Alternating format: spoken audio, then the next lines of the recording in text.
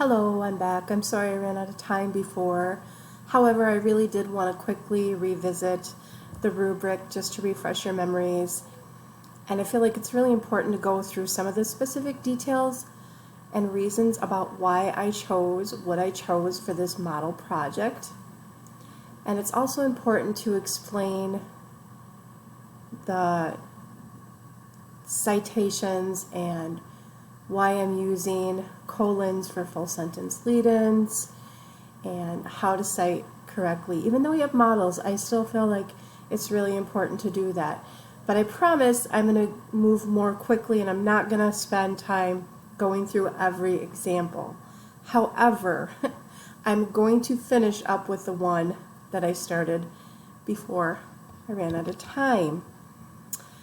And that one was the bottom one where it says supporting quote. And I've already explained to you why I used the colon here. And I started reading that quote. I try to give them a reason, you see. It helps folks if they can latch onto a reason. When I come to town, which is seldom, if I weave a little and drink out of this sack, folks say, Dolphus Raymond's in the clutches of whiskey. That's why he won't change his ways. He can't help himself. That's why he lives the way he does.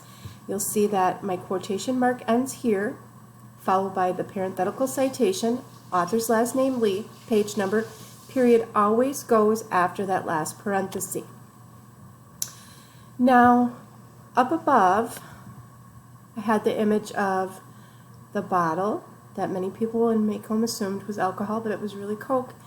And down here I have another image that supports what I'm talking about in this quote as well. And this image is of a mask, and the text says, we understand how dangerous a mask can be. We all become what we pretend to be. Okay? And so he is pretending to be an alcoholic even though he isn't. He's doing that for the sake of those that live in Macomb. He's doing it because it's easier to deal with people when they believe that the only reason he lives with a black woman and chooses that is because he's an alcoholic. And that's one of the ways that he's dealing with racism during this time. Okay, I promise I'm going to move more quickly now. Again, you're going to see what is Lee's message about your assigned character. Those are those questions that I read to you earlier on that summative collage description, and here's my answer. Okay, and I'm giving a very good comprehensive answer. You can see that, and you're going to have access to this model so you can take time and go back and read all of that on your own. All right, I have another supporting quote, and I do want to talk about this one a little bit because in that rubric we talk about connotative language, and we've talked about this in class. We talked about when George calls Lenny in Of Mice and Men crazy. We know that he doesn't literally mean that Lenny is crazy, but the connotation and the denotation of crazy are different. And we've talked about why he calls him crazy. We've talked about how society viewed those with disabilities at the time and how they shunned them and isolated them by institutionalizing them, sterilizing them, heavily drugging them, or putting them in freak shows. Okay? Well, in this situation, remember this is a minor character. So it was difficult to find connotative language that would have been much easier had I used Scout or Atticus Finch or any of the other major characters. But in this quote, we have Dolphus sharing some information with Scout. And again, because this is a quote and I'm leading into it, I'm giving some background information on it, we call that a full sentence lead-in, and that's why you end with a colon. Okay? You do that for quotations. You do that when you're leading into something, or you're framing, you're setting the reader up, or you're introducing the reader to the quote. You're giving that reader some context about the quote. Okay, and that's why I'm using this colon. Please don't mistake that with using a colon all the time in place of a period. There's a specific reason why we do that. So here, my full sentence lead-in is, Delphus shares a hard truth with Scout. You haven't even seen this town, but all you gotta do is step back inside the courthouse, and then of course I'm ending with my quotation mark, and then Lee 269, okay? And here's my explanation. Delphus Raymond doesn't really mean that Scout has not yet seen Maycomb, okay? And so we know that he doesn't truthfully mean like, you haven't seen the town you live in. Instead, he is implying that to understand the values and beliefs of the people in Maycomb, all Scout has to do is just keep her ears open. She needs to watch and listen what is occurring, what is happening in that courtroom. And she can pretty much see the whole of Maycomb if she does that, okay? And that's what I wanted to point out, that this, in terms of that rubric, would be considered under connotative language. That's the best I could do with this minor character. All right, and we've talked about a lot of examples of connotative language in Of Mice and Men. And again, I just want to remind you that you also have that handout with the different idioms, and it's labeled by chapter, so it's very helpful. If you haven't looked at that yet, please do. Please look at that if you're struggling with this. Okay? Here I have another quote, another image, bridging the racial gap. And I do that because in my analysis I talk about Delphus Raymond and how he is sort of bridging that racial gap. All right, and again, I promised you I wasn't going to go into great detail about all of this, and I'm not going to, because you're going to have access to this and you can go back and read it. And then I have another image, yet another image, okay?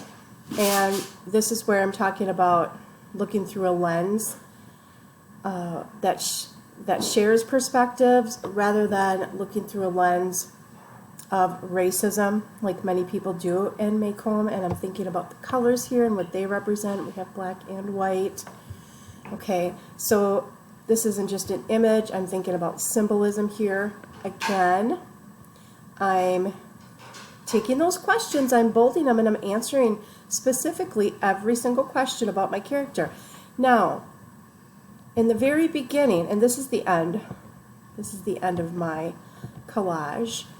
In the very beginning, I just want to point out that I chose a character. However, you may have a social issue that you're going to be talking about. You're going to have your social issue, but you're still going to have characters that reinforce those social issues. So you're still going to have quotes with characters, okay? But it may look different up here if you choose the social issue. You're going to have some other sort of image that represents that social issue, and it might be, in fact, an image of a character that you believe truly reinforces a specific social issue, okay? It depends on what you're looking at and how you're viewing it. And you want to ask yourself, what is Steinbeck critiquing in this novella? What is he doing, okay? Just like I did when I asked myself the questions about Harper Lee and what she was critiquing when I focused on Delphus Raymond. So, I just want to quickly recap. I have 7 images in my collage. I have 5 quotes. I've talked about or used symbolism with the mockingbird, with the glasses. I've covered connotative language. I addressed 3 different social critiques in this model, and that was racism, a flawed justice system, or institutionalized racism, and bans on interracial marriages.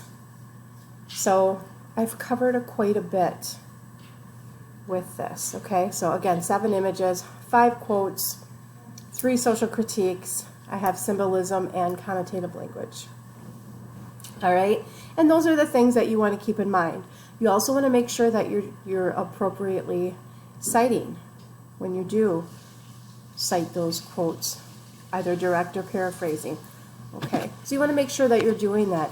And again, I think a really good strategy is putting your question when you start making your summative collage. You're going to know where you're headed if you go and you look back at those questions and you post the questions, and then you know you have to answer them, right? Here I have a question. Here's my social critiques. All right, here Here's my image, and then I have my supporting evidence. Image, here's another question. Supporting evidence. Image, supporting evidence. Along with my analysis, of course. Okay, so you want to keep that in mind. All right. Another thing I want to point out is if you use Adobe Spark, it will cite all of your images for you. Okay, I didn't really have too much emphasis, but at the very bottom here, it does cite, and then I sort of ran out of space, but you can see where one is here, cited where it says credits, and then created, and it has my name. So you want to keep that in mind, that if you use Adobe Spark, it's going to cite that for you. Okay, you already have enough to worry about with just getting your quotation cited appropriately. So that is a nice perk to use with Adobe Spark. And I can make a quick little video recording just to show you how easy Adobe Spark is. It's so simple to use, and I can do that for you. So thank you for listening. Hopefully you understand, you have more of an idea of what your summative collage needs to be, what it needs to look like, or sometimes when you read things, it's hard to envision it or to picture it. So hopefully this helps. And if you have any questions, you can certainly ask me in class, or you can email me. And I'm going to try to keep this brief. So that's about all I have for you. Thank you.